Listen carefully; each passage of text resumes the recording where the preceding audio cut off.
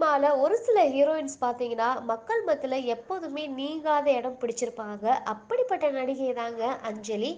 ராம் இயக்கிய கற்றது தமிழ் படம் மூலமா தமிழ் சினிமால ஹீரோயினா அறிமுகமானாங்க நடிகை அஞ்சலி. அதுக்கப்புறம் பார்த்தீங்கன்னா, இவங்க நடிச்ச படம் எல்லாமே வேற லெவல்ல ஹிட் குடுத்துச்சு அப்படின்னே சொல்லி ஆகணும். குறிப்பா அஞ்சலி அப்படின்னு சொன்னாலே முதல்ல எல்லாருக்கும் ஞாபகத்துக்கு வர்றது அப்படின்னு சொன்னா, அங்காடி தெரு படத்த தான் சொல்லி ஆகணும். இந்த படம் பார்த்தீங்கன்னா, இவங்களுக்கு நல்ல ஒரு வரவேற்ப மக்கள் மத்தியில குடுத்துருந்துச்சு.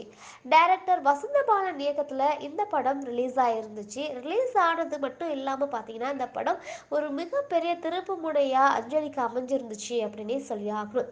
அதுக்கப்புறமா எங்கேயும் எப்போதும், மங்காத்தா, கலகலப்பு, இறைவின்னு தொடர்ந்து பல ஹிட் படங்கள்ல முன்னணி ஹீரோக்களோட நடிச்சு பிரபலமானாங்க அப்படின்னே சொல்லி ஆகணும்.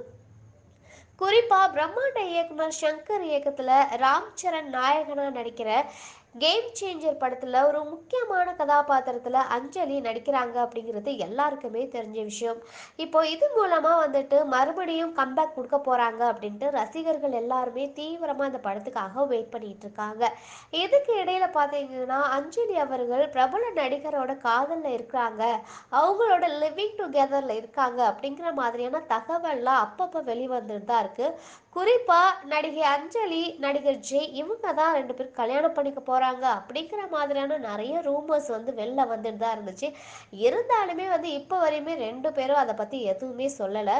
இது ஒரு பக்கம் இருக்கு. இன்னொரு பக்கம் வந்து அஞ்சலி உடல் எடையை குறைச்சு இப்போ ஆளே மாறிட்டாங்க அப்படின்னே சொல்லி ஆகும். ரீசெண்டா ஒரு பேட்டியில நடிகை அஞ்சலி தன்னோட திருமண வதந்திகளை பத்தியும் அவங்க பேசியிருந்தாங்க. அதுல அவங்க என்ன சொல்லியிருக்காங்க அப்படின்னு பார்த்தோம்னா, நான் முதல்ல நடிகர் ஜெய்ய காதலிக்கிறதா செய்தி வந்திருந்துச்சு. அதுதான் வந்ததுன்னு பார்த்தா, அதுக்கப்புறமா ஒரு தொழிலதிபரை நான் வந்து திருமணம் செஞ்சுக்கிட்டேன். இப்போ அமெரிக்காவுல செட்டில் ஆனதாகவும் சொல்லப்பட்டுட்டு இருக்கு.